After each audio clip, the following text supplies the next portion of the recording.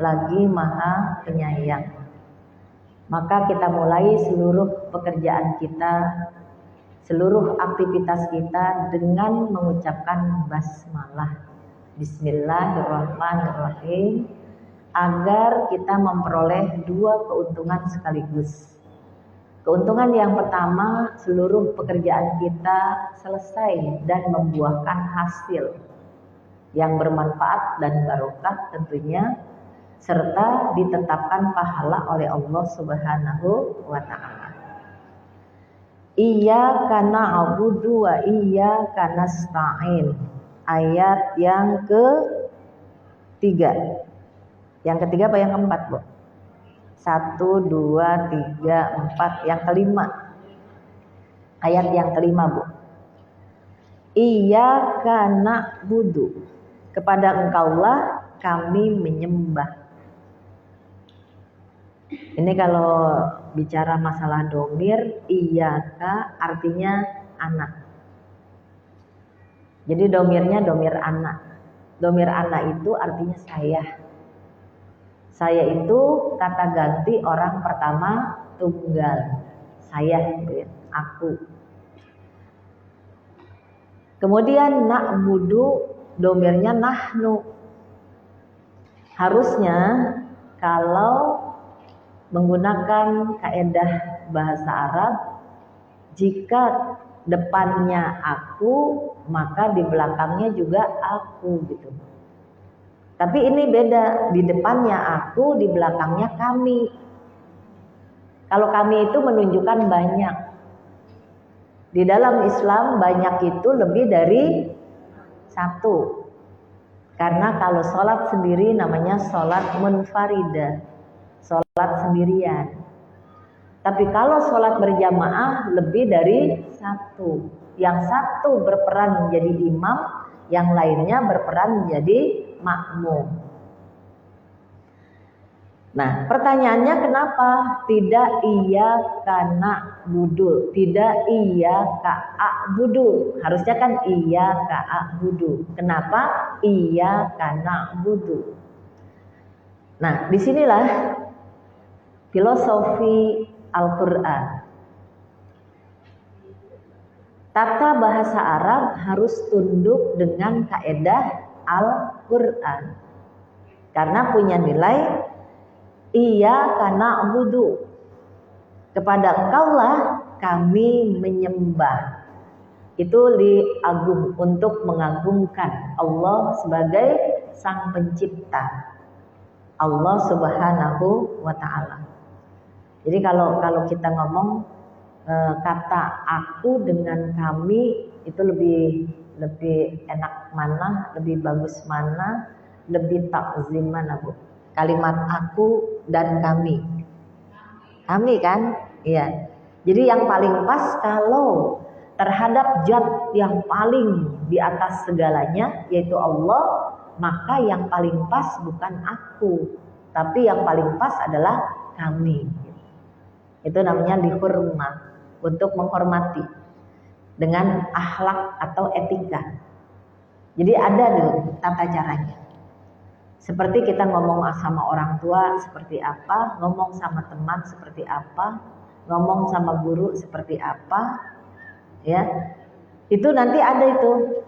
Kalau di dalam bahasa Jawa kan ada juga, Bu ya. Ini namanya kromo inggil. Kalau sama orang Jawa itu ngomongnya kayak gimana, Bu? Saya bukan orang Jawa soalnya nih. Ada tata kromonya ya, Bu ya. Tata keramanya. Tata keramanya gimana, Bu? Ya, tata kromonya. Kalau ngomong sama orang tua kayak gimana? Harus halus kan bahasanya, ya harus halus gitu. Sopan santun. Contohnya seperti apa, Bu? Inji, ya. Monggo, matur suhun gitu. Ya kalau orang Sunda mangga, silahkan, ya kan kayak gitu ya, biar yang didengarnya enak gitu, Bu. Andem. Kalau orang Betawi, kamu, ya, kamu, Ya, ada ane, ada aku, ada gue, ya ya. Ya, ada ane, ada aku, ada gue. Kalau gue itu sama teman. Kalau gue dikaitkan sama orang tua, sepertinya tidak sopan. Nah itu masuknya ke akhlak gitu ya, ke etika, ke akhlak, kesopanan. Oleh karena itu di dalam Al-Quran di sini disebutkan iya karena abudu, kepada engkaulah, kaknya itu kembali ke Allah. Kepada engkaulah na'budu, kami menyembah. Jadi iya ka na'budu, kepada engkaulah kami menyembah. Nah, kami itu sendiri menunjukkan jamak, banyak. Yang dimaksud adalah mereka yang sudah bertauhid, mengucapkan kalimat la ilaha illallah, tiada Tuhan selain Allah. Yang mengaku Muhammad itu adalah utusan Allah sebagai nabi kita, yaitu kita semua. Berarti kalimat yang paling tepat bukan ana, tapi nahnu. Maka di sini iya karena budu, kepada engkaulah kami menyembah. Wa iya karena stain, dan kepada engkaulah kami mohon pertolongan. Nah, di sini disebutkan Bapak sekalian, kalau kita sudah mengatakan la ilaha illallah, tiada Tuhan selain Allah, maka la a'buda illallah, tidak ada yang patut disembah kecuali Allah. Kalau kita sudah menyembah kepada Allah, maka la ansuro illallah, tidak ada yang patut kita mohon pertolongan kecuali Allah. Jadi Allah lah tempat kita menyembah, Allah lah zat untuk kita sembah, dan Allah lah sebagai zat untuk kita minta pertolongan. Karena Allahus Samad, Allah tempat kita bergantung. Itu seperti itu. Kalau kita keluar dari rel ini, maka kita disebut musyrik. Pekerjaan kita disebut syirik. Jadi keluar dari situ. Kita menyembah selain Allah, berarti kita sudah melakukan perilaku syirik, praktek syirik. Kita meminta tolong selain kepada Allah, berarti kita sudah melakukan praktek syirik. Padahal syirik itu adalah dosa yang tidak diampuni kalau pelakunya belum bertobat, keburu meninggal. Dia meninggal, dia belum bertobat, melakukan praktek syirik, itu dosanya tidak diampuni sama Allah. Dan dosa-dosa lain diampuni oleh Allah asarokum, karena peninggalan atau bekas-bekas yang dia tinggalkan. Apa bekas yang kita tinggalkan? Asarohum itu di surat apa, Bu? Kalimat asarohum di surat Yasin ayat 12. Inna nahnu nuhyil mauta wa naktubu ma qaddamu wa asarohum wa kulla ahsainahu fi imamin mubin. Itu Al-Quran Yasin, surat Yasin ayat 12. Itu yang kita baca terus. Yang artinya sesungguhnya manusia, inna nahnu, sesungguhnya aku yang menghidupkan orang yang telah meninggal. Inna nahnu nukil mauta, sesungguhnya aku yang menghidupkan orang yang telah meninggal. Allah, akunya itu Allah kembali. Allah yang menghidupkan orang yang sudah meninggal. Jadi ketika kita meninggal itu bukan akhir, Bu. Bukan akhir segalanya buat manusia, buat seseorang. Tapi itu justru awal dari dunia lain yang harus kita lalui. Kata Rasulullah, al-qabru awalul manazil fi manazilul akhirah. Kuburan itu tempat pertama dari tempat-tempat yang akan kita lalui di akhirat nanti. Jadi memang akhir dari kehidupan dunia, tapi awal dari kehidupan akhirat.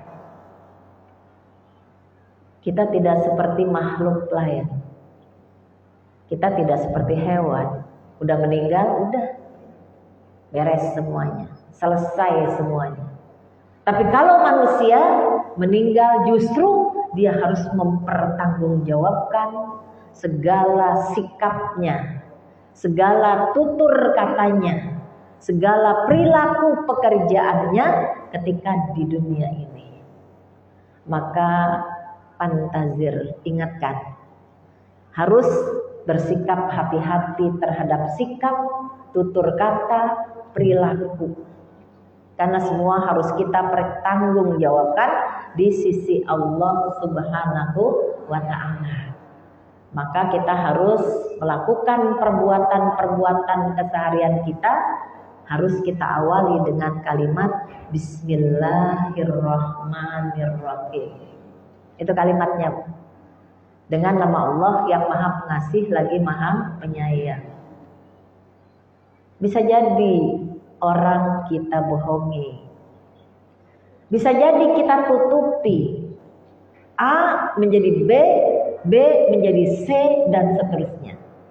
Tapi ada dua hal yang tidak pernah bisa kita bohongi dalam hidup ini. Yang pertama, hati nurani. Yang kedua, Allah Subhanahu wa Ta'ala. Maka berbuat baik aja. Niat aja juga kita disuruh berbuat, niatnya aja harus baik, apalagi perbuatan gitu. Bangun tidur niatnya yang baik-baik aja gitu, nggak usah niat yang tidak baik, karena nanti kita harus bertanggung jawab di sisi Allah Subhanahu wa Ta'ala. Kan kita bekerjanya tadi hanya karena Allah, hanya untuk Allah, bukan untuk apa-apa dan bukan untuk siapa-siapa. Kalau untuk apa-apa dan untuk siapa-siapa, yang ada kecewa, yang ada capek. Betul nggak Bu? Kecewa dan capek doang. Ngapain kita hidup cuma dapat kecewa sama capek gitu. Kalau kita karena Allah, kita untung, bukan buntung. Karena yang kita kerjakan membuahkan hasil, dan yang kita kerjakan ditetapkan pahala. Jadi untungnya dunia dan akhirat. Hidup ini pilihan. Kalau ada dua pilihan, surga dan neraka, bahagia dan sengsara, kenapa kita pilih neraka? Kenapa kita pilih sengsara? Mestinya kita pilih surga dan kita pilih bahagia. Setuju nggak Bu? Ya itu aja. Tanamkan dalam diri kita. Nah udah jalanin aja hidup. Insya Allah kebahagiaan akan menyertai kita. Keselamatan akan berada di tengah-tengah kita. Itu yang kita harapkan. Ibu-ibu yang sama-sama dirahmati Allah. Sebagai contoh, kalau iya karena wudhu, kita sembah. Dengan apa penyembahan itu? Dengan ibadah. Beribadah kita. Ibadah ini dibagi kepada dua bagian. Yang pertama ibadah mahdhah. Yang kedua ibadah ghairu mahdhah. Ibadah mahdhah itu ibadah yang sudah ditentukan semua. Nabi Muhammad sebagai teladan. Laqad kana fi Rasulillahi uswatun hasanah. Itu ayatnya. Sungguh pada diri Rasulullah terdapat suri teladan yang baik-baik. Jadi modelnya Rasulullah. Sudah ditentukan, tidak boleh ada kreasi di situ. Kita tidak boleh punya kreasi dalam ibadah mahdhah. Kita harus mengikuti salat, puasa, zakat, haji. Itu ibadah mahdhah. Dalam salat, sallu kama ra'aitumuni usalli, kata Rasulullah. Salatlah kamu seperti saya salat. Jangan ditambah, jangan dikurang. Menambah, mengurangi ibadah mahdhah namanya bid'ah. Dan bid'ah dalam ibadah sesat. Karena kata Rasulullah, kullu bid'ah fil ibadah dolalah. Semua bid'ah yang berkaitan dengan ibadah mahdzub hukumnya sesat. Jadi nggak boleh. Maka kita betul-betul harus seperti Rasulullah. Yang kedua, huzi manasikakum. Dalam haji, ambillah manasik dariku. Rasulullah langsung memberikan contoh, haji ini tata caranya seperti ini, seperti ini, seperti ini, seperti ini. Jangan keluar dari situ. Jika keluar dari situ, maka dolalah, kita sesat. Kejauhan ke Mekah mah. Saya mah hajinya ke sebelum Bogor, namanya apa tuh? Bukan, yang lewat Bogor sana. Mau ke Bogor. Parung. Iya. Saya mau hajinya ke Parung aja, deketan. Biayanya murahan. Iya, biar. Jadi hajinya cuma ke Parung. Iya. Ada sebagian orang bilang begini, saya mah hajinya nggak mau ke Mekah, di Mekah padat banget udah. Saya mah hajinya ke India aja, ke Lahore. Nah, itu namanya dolalah. Karena kata Rasulullah, haji itu dilakukan hanya bisa di Makkah dan sekitarnya. Mekah dan sekitarnya. Sekitarnya itu terdiri dari Arafah, Muzdalifah, Mina, Mekah. Cuman itu doang. Ke Madinah aja tidak ada kaitannya dengan haji. Madinah cuman rangkaian ziarah ke makam Rasulullah Shallallahu Alaihi Wasallam. Masa udah sampai Mekah nggak datang ke rumah Rasul, tidak hadir ziarah ke makam Rasul, itu Bu. Tapi kalau seandainya nggak sempat, kita punya waktu sedikit, cuman di Mekah dan di sekitarnya tadi, haji kita bisa mabrur. Betul nggak Bu? Karena Madinah tidak ada kaitannya dengan ritual haji. Madinah cuman ziarah ke makam Nabi kita Muhammad Sallallahu Alaihi Wasallam. Tapi tempat-tempat kita melakukan ibadah haji hanya terdiri dari Masjidil Haram, kemudian Arafah, Muzdalifah, dan Mina. Makanya disebut dengan Armina, Arafah, Muzdalifah, Mina. Itu ritual haji cuma ada di situ. Paling berapa hari haji itu? Haji itu cuma mulai dari tanggal 8 Zulhijjah, tanggal 9 Zulhijjah, tanggal 10 Zulhijjah, sama 3 hari tasrik. 3 hari tasrik. 8, 9, 10, 3 hari tasrik. Cuma 6 hari haji itu prosesinya. Kok sampai 40 hari? Karena nunggu giliran penerbangan. Iya.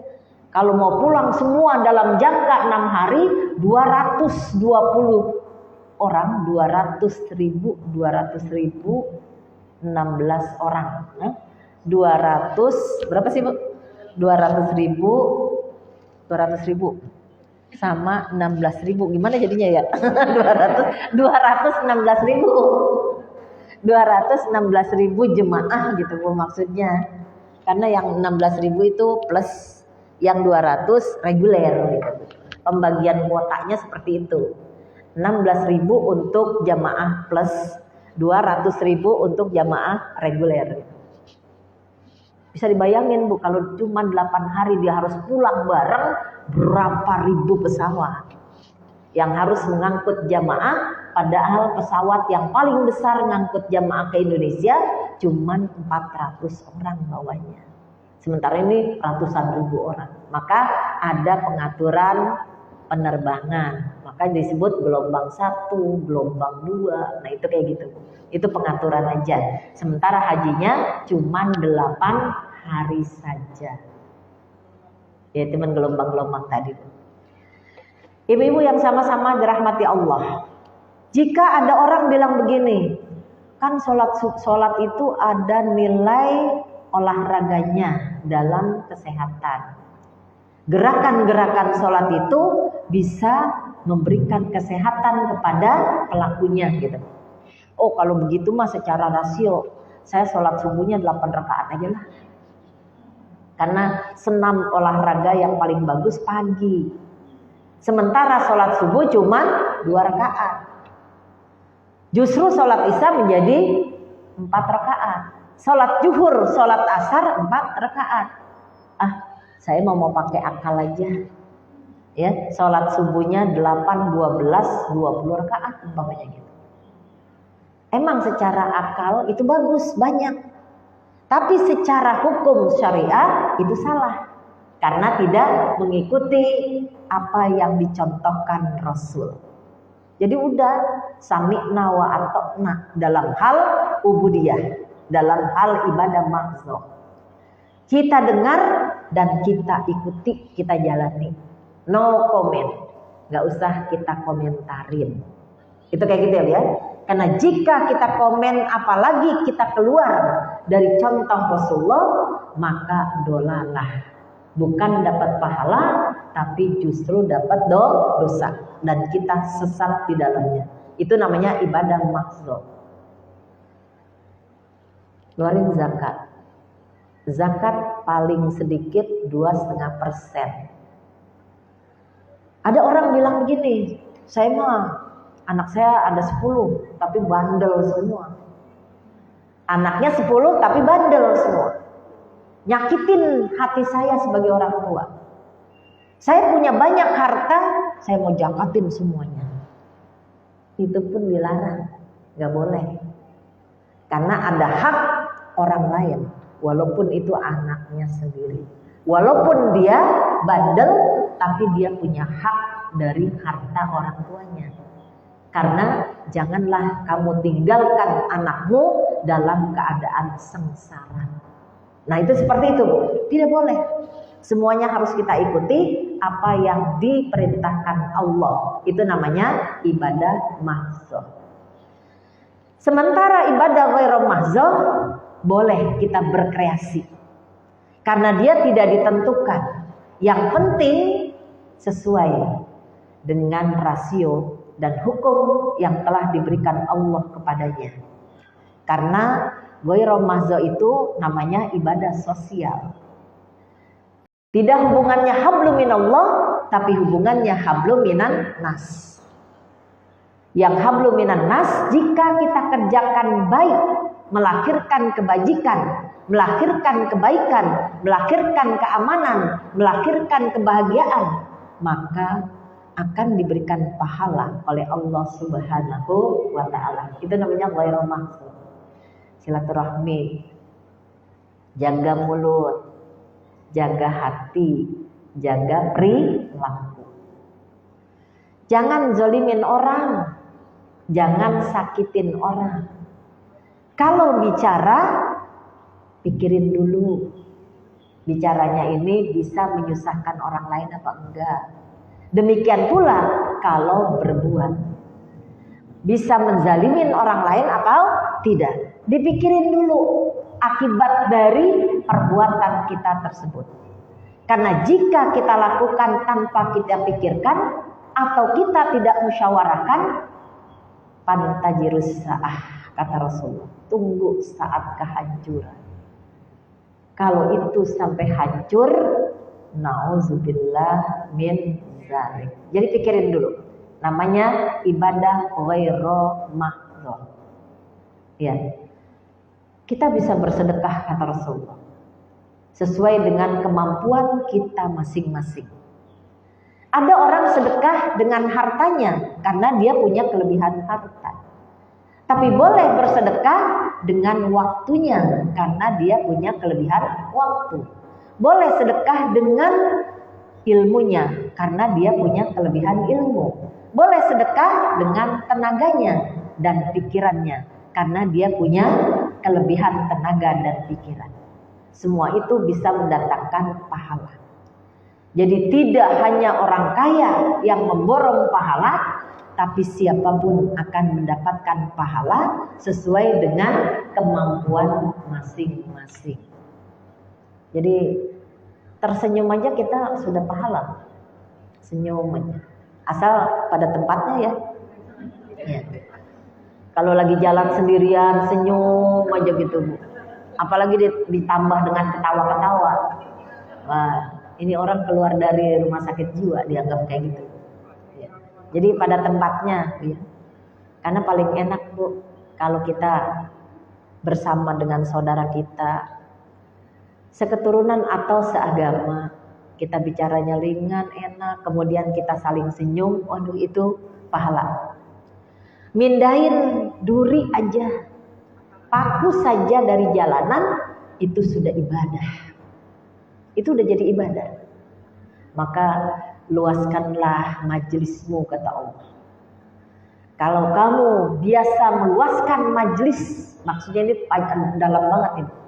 Meluaskan majelis itu artinya Bu, kalau di depan rumah kita ada jalanan kita bersihin. Kita buangin tuh paku, duri, agar orang lewat nggak celaka gitu Bu. Tidak celaka. Tapi ada orang Bu, Masya Allah pelit banget. Udah jalanan sempit masih diepet aja. Udah jalan sempit dikasih polisi tidur. Udah jalanan sempit polisi tidur, dibikinin pintu juga. Subhanallah, kapan dia mau bersedekah? Kapan dia mau dapat pahala? Kadang-kadang kita mau berbuat baik aja Bu, ada yang kagak suka. Betul gak Bu? Saya ceritanya kan punya sedikit tanah nih Bu. Ada di belakang rumah tanah saya, rumah orang yang udah jadi. Ternyata dia bikin rumahnya sampai habis tanahnya Bu. Kalau saya bangun itu tanah, dia nggak bisa keluarnya harus dari atas. Iya kan? Iya, karena dihabisin tanahnya. Pas banget dia beli, dihabisin tuh tanahnya. Emang tanah saya belum saya bangun waktu itu. Dia nggak mikir, harusnya mikir Bu. Besok ini tanah mau dibangun, saya harus lewat atas kan. Kiri udah tanah orang, kanan belakang tanah orang, depan juga tanah orang. Kalau yang gila mah bodo amat Bu ya. Saya bangun aja ini tanah saya, betul nggak Bu? Kalau sama gilanya, akhirnya saya kasih tuh 1 meter. 1 meter kali 30 meter kan udah 30 meter ya. Kali 40 meter udah 40 meter ya. 40 meter kali 10 juta udah berapa Bu? Hah? 40 kali 10 juta. Hah?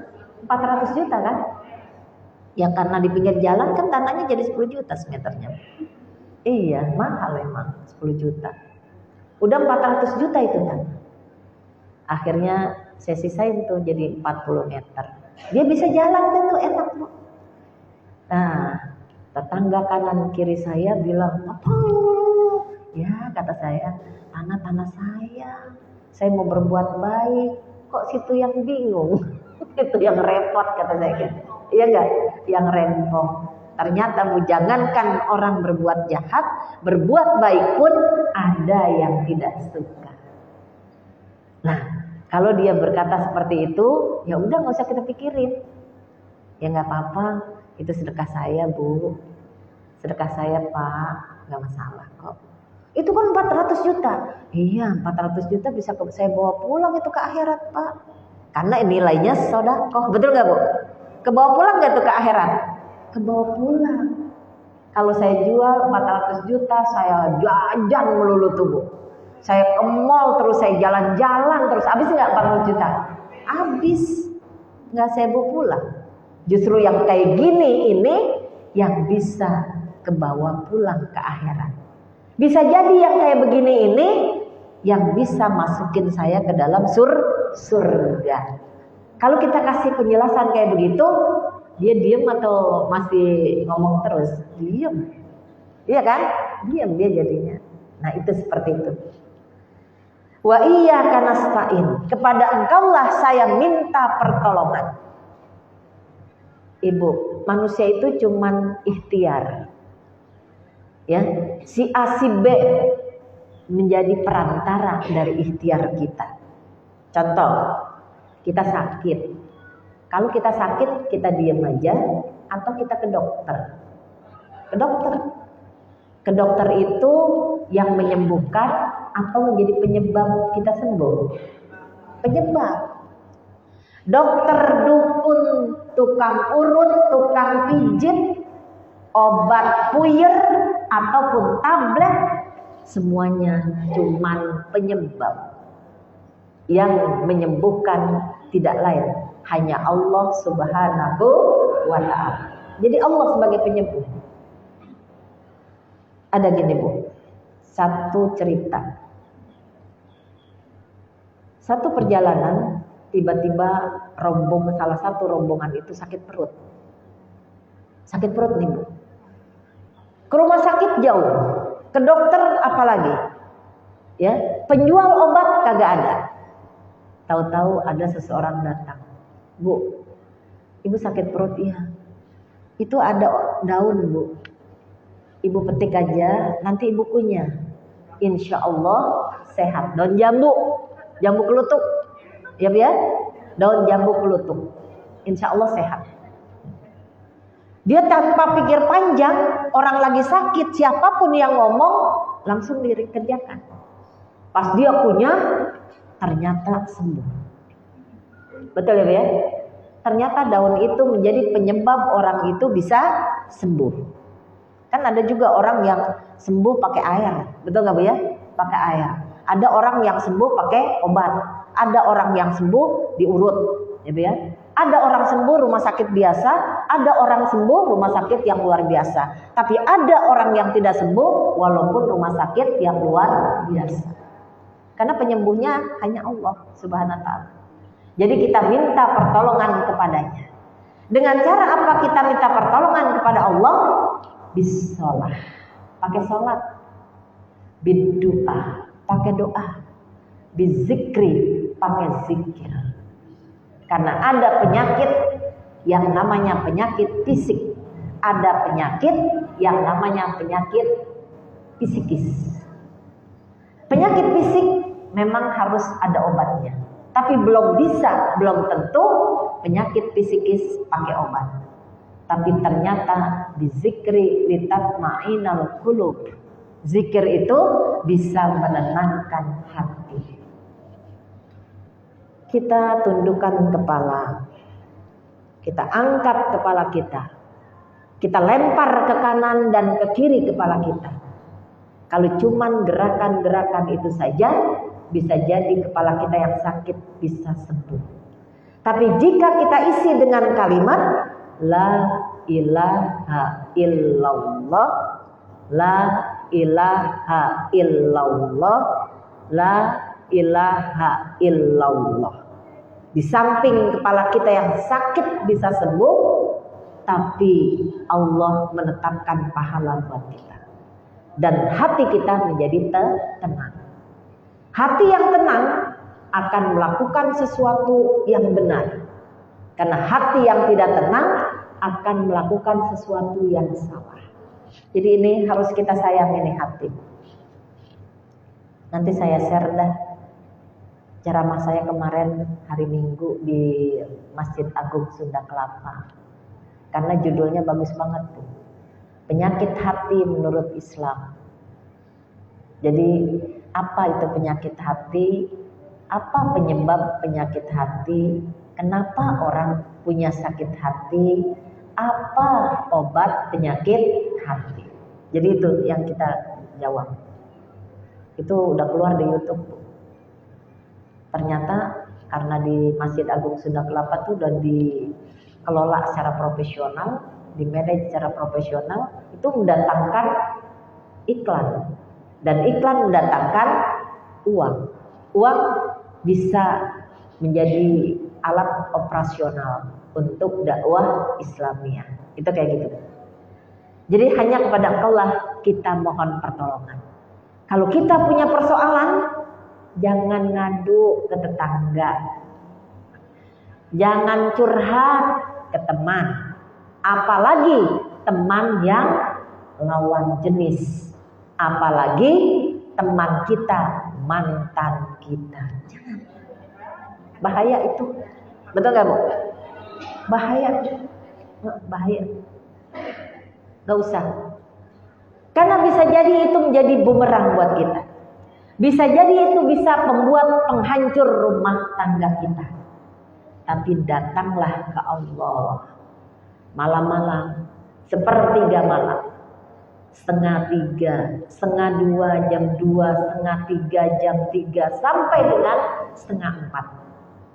Kita wudu, kita sholat, kita tahajud, kita jalanin dengan khusyuk, kita curhat sama Allah, kita minta solusi dari Allah.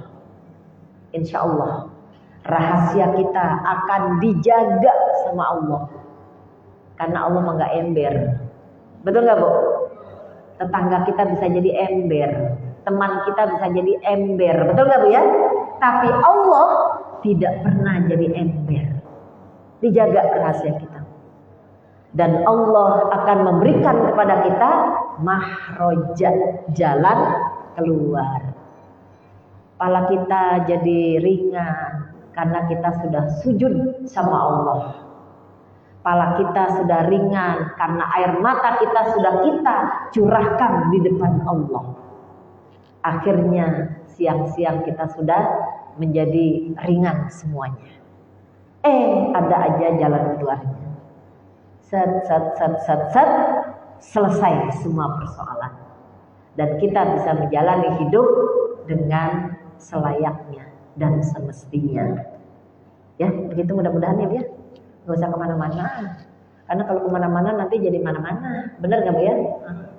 Ya udah ke Allah aja. Karena insya Allah Allah akan berikan jalan keluar. Karena kalau kita nggak ngadu, nggak bisa juga Bu. Kepala kita jadi sakit. Kalau tidak curhat, kepala kita jadi berat. Kalau kepala sudah sakit, sudah berat, nanti akan ada ketegangan di dalam saraf-saraf otak kita. Kalau sudah tegang, maka akan terjadi konsleting. Kalau kita tidak kuat, dia akan putus dan akhirnya kita jadi stroke. Kalau nggak kuat, akhirnya kita jadi beleng. Tahu beleng Bu? Jadi beleng. Bisa stroke, bisa beleng. Ibu mau pilih yang mana tuh? Stroke atau beleng? Jangan dua-duanya. Oleh karena itu salurkan. Kemana? Harus dengan cara bijaksana nyalurinnya. Jangan ke tetangga, jangan ke teman, apalagi ke mantan. Jangan. Tapi ke Allah aja. Insya Allah Allah akan berikan yang terbaik buat kita. Pokoknya kalau udah kita zikir tadi, kita angkat kepala kita lempar ke kanan, kita lempar ke kiri, kita turunkan lagi ke bawah. Nih hilang, kepala pusing hilang. Pusingnya hilang. Makanya kan siapa ya?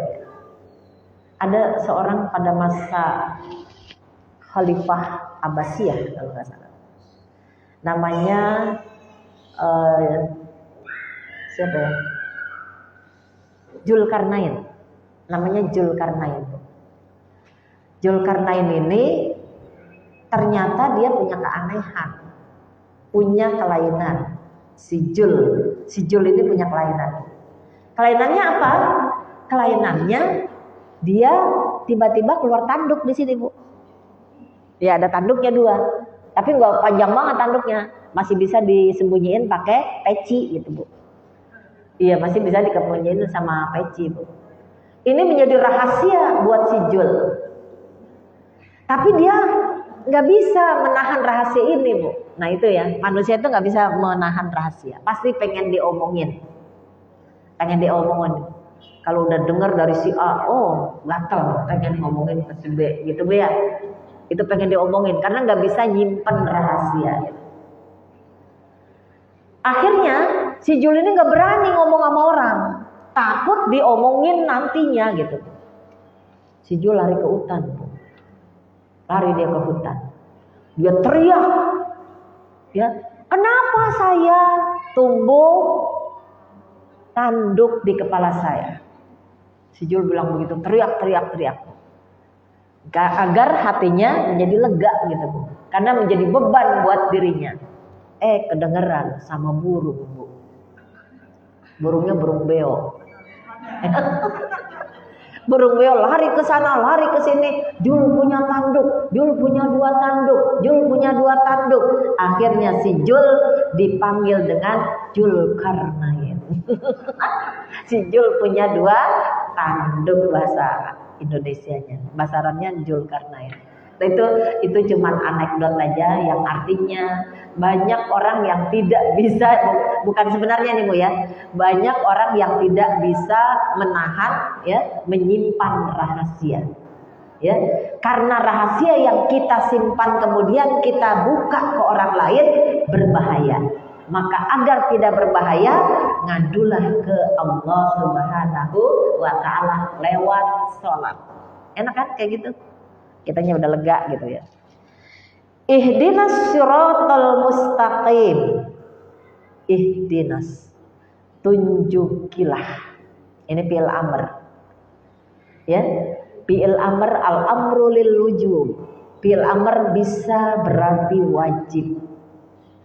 Kita minta kepada Allah, tunjukilah siratal mustaqim, jalan yang lurus.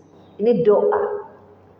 Kita berdoa kepada Allah agar kita diberikan petunjuk jalan yang lurus. Kenapa? Karena ternyata jalan itu banyak yang berbelok. Siapa yang membeloki jalan yang lurus tersebut?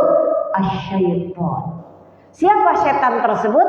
Minal jinnati wan nas. Yang membelokkan jalan kita tersebut yaitu syaitan, baik dari jenis jin maupun dari jenis manusia. Ya, manusia. Ya, apa ciri kerjaan syaitan untuk membelokkan jalan manusia? Ciri-cirinya waswisu fi sudurin nas. Dia selalu mengotak-atikkan hati, sehingga hati yang bagus menjadi jelek. Itulah pekerjaan daripada syaitan, baik dari jenis jin maupun dari jenis manusia. Kata jin, kamu pengen kaya? Pengen. Bagaimana caranya agar saya bisa jadi orang kaya? Padahal ini ahli ibadah, dirayu sama jin. Caranya kamu bunuh janda kaya itu. Jadi janda kaya disuruh bunuh. Nah, itu mah dosa besar. Nggak berani saya. Kan pengen kaya. Kalau kamu bunuh janda kaya, hartanya kamu rebut, kamu jadi orang kaya. Kira-kira mau nggak? Nggak. Saya nggak mau. Karena itu dosa besar. Kalau begitu, jinahi janda kaya biar dia mau kawin sama kamu. Kamu jadi orang kaya nanti. Si ahli ibadah tetap menjawab, saya nggak mau, saya nggak berani, karena itu pun dosa besar. Masih ada caranya dia. Kalau begitu, kamu mau nggak minum air ini? Dikasih air, Bu. Oh, kalau air nggak apa-apa. Kalau membunuh dosa besar, kalau berzina dosa besar, kalau minum air mah nggak apa-apa deh. Minum airnya. Ternyata airnya air yang mengandung alkohol tinggi, memabukkan, namanya khamar. Karena ahli ibadah tidak paham terhadap khamar, diminum aja dia, Bu. Pas diminum dia mabok. Pas mabok kata jin tadi, jinahin. Dia berzina. Kan orang mabok mah nggak takut berzina, dia berzina. Pas berzina, kamu kan ahli ibadah, kok kamu berzina? Kamu sudah berzina, kamu sudah melakukan dosa besar. Kamu akan ditangkap, kamu akan masuk penjara. Saya nggak mau masuk penjara. Kalau kamu tidak mau masuk penjara, saya ada solusi. Kata jin begitu. Saya ada solusi. Apakah kamu mau mengikuti solusi dari saya? Mau. Caranya bunuh dia. Suruh bunuh. Kalau sudah kamu dibunuh, kamu singkirkan mayat. Kamu hilangkan jejak. Akhirnya diikutin tuh hawa nafsu. Kan kadang-kadang orang kalau udah kepepet, bener gak, Bu? Merampok, kepepet, ketahuan, bunuh. Berzina, ketahuan, mau dituntut, bunuh. Kan sekarang kayak gitu bu orang. Akhirnya dia bunuh. Pas dibunuh, akhirnya semua dosa besar dia lakukan. Harta tidak dia dapatkan. Tapi dia harus dibunuh juga. Karena hukum qisas dalam Islam, pembunuh harus dibunuh. Nggak dapat apa-apa kalau ngikuti hawa nafsu syaitan, baik dari jenis jin ataupun dari jenis manusia. Nggak ada untungnya, nggak ada manfaatnya, yang ada mudaratnya. Betul nggak bu? Maka pajtanibu, jauhi orang kayak begitu. Pajtanibu, jauhi jin kayak begitu. Kita berlindung kepada Allah dengan berta'awuz, a'udzubillahi minasyaitonir rajim. Kita berlindung kepada Allah dari godaan syaitan yang terkutuk. Itu kayak gitu ya. Jadi kalau udah roman-romannya untuk menjerumusin kita berlindung aja Bu. Menghindari hal-hal yang seperti itu. Siratal ladzina an'amta alaihim, yang kita mohonkan, yang kita harapkan, yang kita munazatkan adalah siratal ladzina an'amta alaihim, yaitu jalan ya seperti orang yang telah engkau berikan nikmat kepada mereka. Siapa yang Allah berikan nikmat kepada mereka? Para rasul, para khulafaur rasyidin, ka Abu Bakrin wa Umarin wa Utsmanin wa Ali bin Abi Thalib. Para syuhada, para solihin, para aulia, mereka lah orang-orang yang diberi nikmat oleh Allah Subhanahu wa ta'ala, agar kita menjadi orang seperti itu. Jadikan mereka-mereka itu sebagai idola kita, panutan kita, teladan kita. Jangan orang yang ngajak ke neraka, orang yang ngajak kita ke surga. Nah ini an'amta alaihim ghairil maghdubi, bukan orang yang engkau murkai ya, alaihim atas mereka, waladhdallin, apalagi orang yang sesat. Siapa yang dimurkai Allah? Ka Abi Lahabin, seperti Abi Lahab, wa Abi Jahalin, seperti Abi Jahal, wa Fir'aunin, seperti Fir'aun, wa Hamanin, seperti Haman, wa Qorun, seperti Qorun. Tuh Bu, itu kita jauhin. Contoh orang-orang yang seperti ini kita jauhin. Orang yang punya karakter seperti itu kita jauhin. Siapa Abu Lahab? Masih hidup aja sudah dijamin masuk neraka dan celaka. Dalam surat Al-Lahab, tabat yada Abi Lahabiu wata, ma agna anku maluhu wa ma kasab, saya selanaron zatal lahab wa mro'atuhu hammalatal hatab fi jidiha hablum mim masad. Jadi orang yang punya karakter kayak gitu tuh, karakternya apa? Nggak suka kalau orang bahagia, tidak suka kalau orang sukses, tidak ridho kalau orang berhasil. Ini karakter Abu Lahab. Istrinya membawa kayu bakar. Jadi manas-manasin suaminya. Pak, itu kan masih ada harta warisan. Papa kan anak nomor 1. Udah ambil aja Pak. Nah, itu karakter istrinya Abu Lahab. Betul nggak Bu? Jangan kita ikutin kayak begitu. Siapa Fir'aun? Manusia sombong, sehingga mengaku dirinya sebagai Tuhan. Siapa Qorun? Orang kaya yang lupa terhadap siapa pemberinya.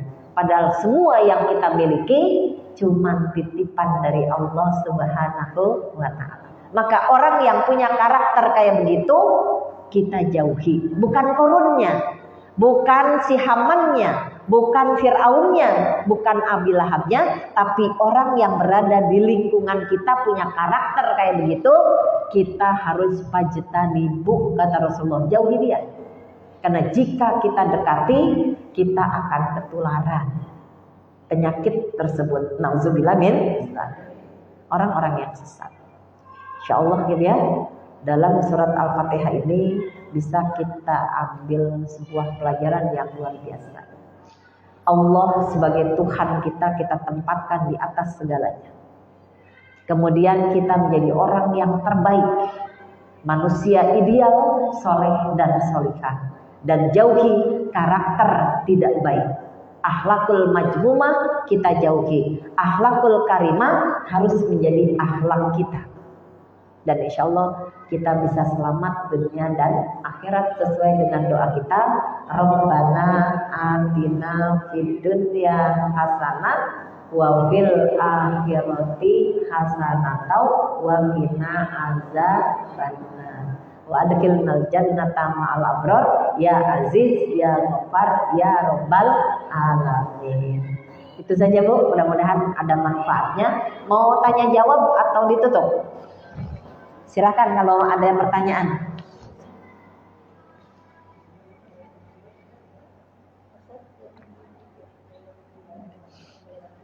Ya, sebentar lagi Asar.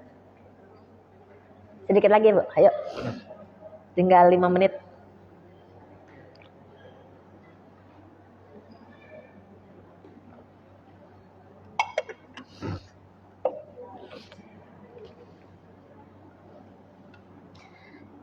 Jelas, kurang jelas, ada pertanyaan atau pas?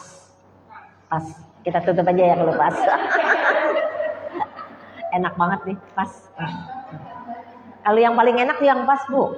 Berlebihan kagak enak, kurang juga kagak enak. Yang enak pas. Yang paling enak pas. Mari Bu kita angkat kedua belah tangan. Atau ada yang mau baca doa? Oh iya silakan. Boleh.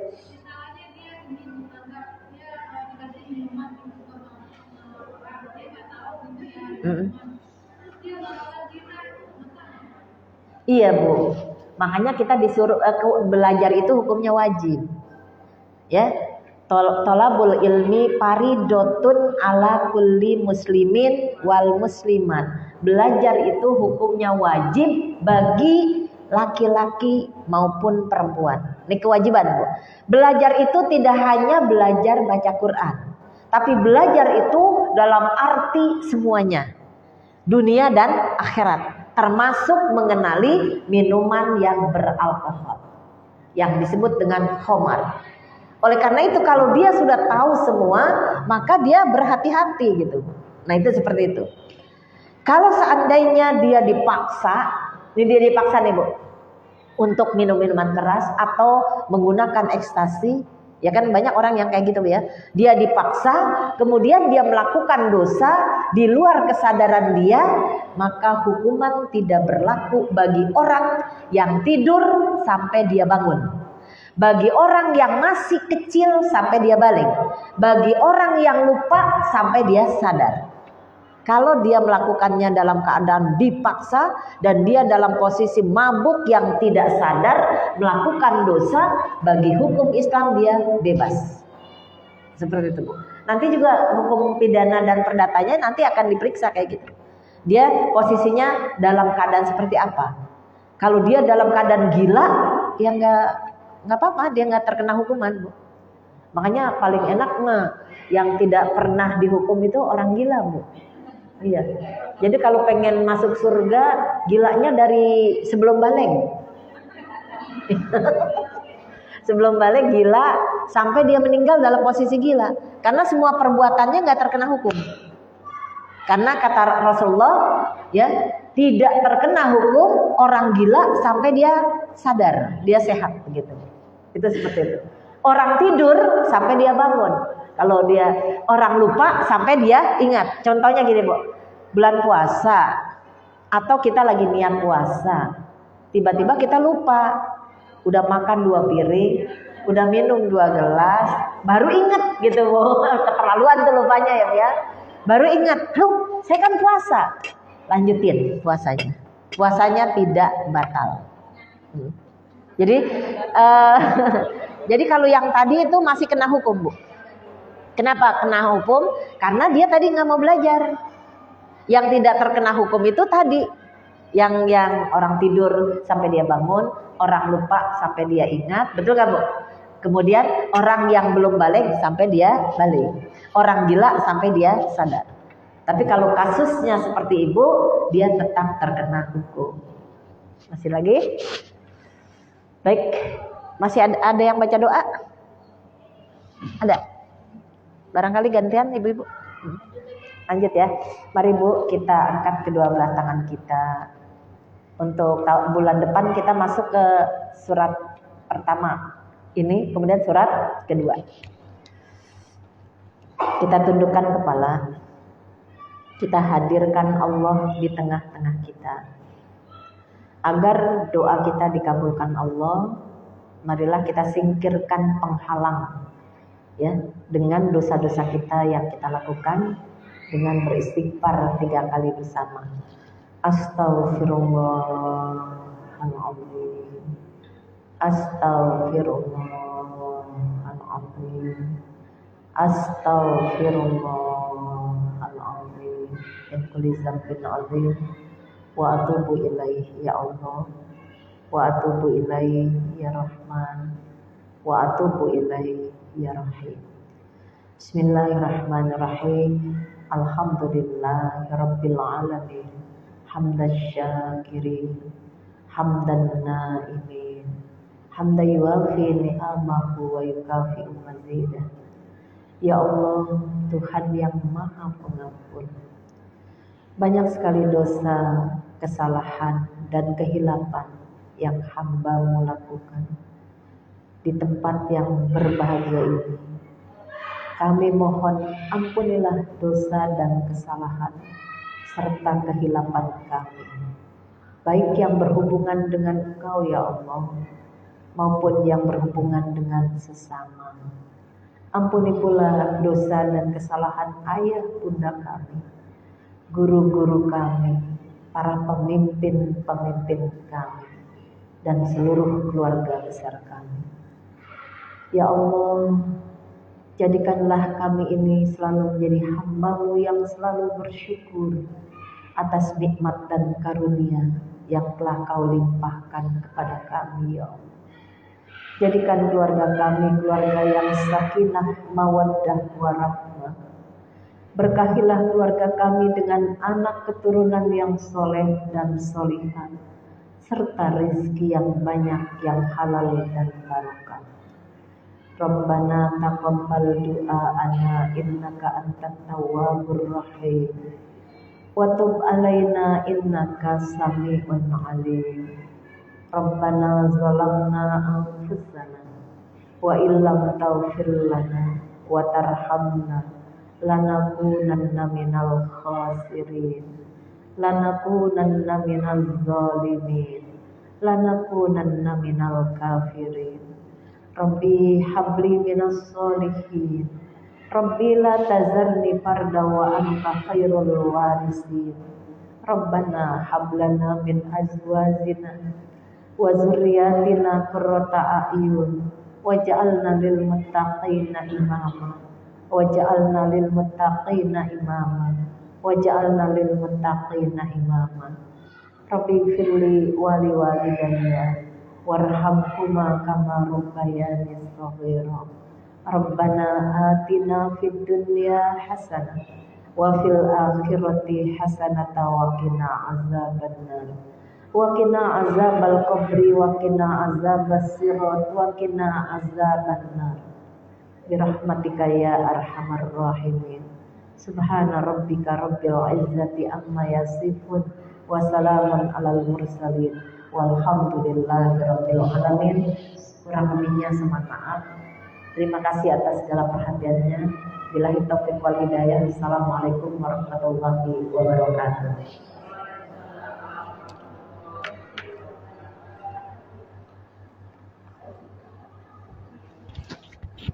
Terima kasih kepada Bunda yang sudah menyampaikan